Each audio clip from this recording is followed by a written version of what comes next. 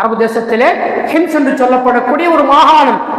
அந்த மாகாணத்திற்கு கவர்னராக சயீத் இப்னு ஆமிர் ரலியல்லாஹு தஆலா அன்ஹு அவர்களை உமரே ஃபாரூக் ரலியல்லாஹு தஆலா அவங்க அந்த ஹிம்ஸ் மாகாணத்திற்கு கவர்னராக அனுப்பி வைக்கிறாங்க. கவர்னராக இருக்கிறாங்க. இப்போ இந்த நேரத்தில் அங்கு இருக்கிற மக்களுடைய பிரதிநிதிகளை செய்றாங்கன்னு சொன்னா ஹலீஃபா உமர் ரலியல்லாஹு தஆலா அவங்களை வந்து சந்திச்சு, எங்களுக்கு இருக்கிற கவர்னர் சரியில்லை, எங்களுக்கு இருக்கிற கவர்னர் சரியில்லை என்று சொல்லி குற்றம் சாட்டுகிறார்கள். உடனே ஆள் அனுப்புனாங்க. சயீத் இப்னு ஆமிர் ரலியல்லாஹு தஆலா அவர்கள் அழைத்து வரப்பட்டார்கள். சபையிலே அமர்த்தப்பட்டு இருக்கிறார்கள். அந்த பகுதியினுடைய பிரதிநிதியாக வந்திருக்கக்கூடிய மக்கள் பல குற்றச்சாட்டுகளை வைக்கிறார்கள். ஒவ்வொரு குற்றச்சாட்டுக்குமான பதிலை சயீத் இப்னு ஆமிர் ரலியல்லாஹு தஆலா சொல்லிக்கிட்டே வந்தாங்க. கடைசியா ஒரு குற்றச்சாட்டு வச்சாங்க. நிறைய விஷயங்கள் இருக்கு, சுருக்கமா நேரத்தில் அருமை கருதி ஒன்றை மட்டும் நான் சொல்றேன். கடைசியா ஒரு குற்றச்சாட்டு அந்த கவர்னரின் மீது வைத்தார்கள். என்ன குற்றம்னு சொன்னா, அடிக்கடி மயங்கி விழுந்து விடுகிறார். அடிக்கடி இந்த கவர்னர் மயக்க நிலைக்கு போகி விடுகிறார், மயங்கி கீழே விழுந்து விடுகிறார்.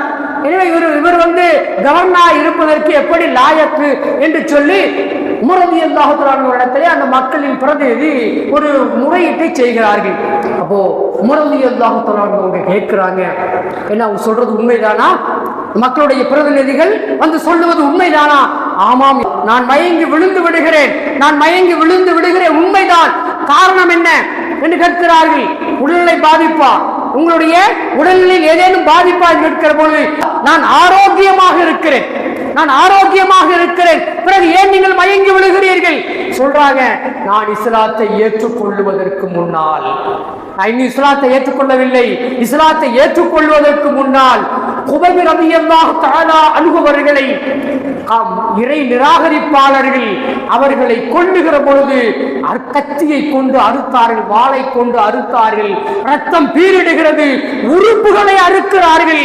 நான் பார்த்து கொண்டே இருக்கிறேன். அவர்களை மரணிக்கிறவரை மரணித்ததற்கு பிறகும் உறுப்புகளை எல்லாம் துண்டிக்கிறார்கள். நான் பார்த்து கொண்டே இருந்தேன். ரப்பே, என்னை நீ எங்கே பிடித்து விடுவாயோ? ரப்பே, என்னை நீ பிடித்து விடுவாயோ?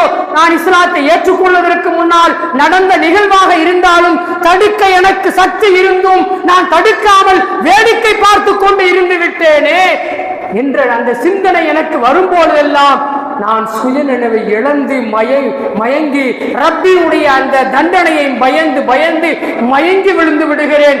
கலீஃபா அவர்களே, நான் என்ன செய்வது என்று சொல்லுகிறார்கள்.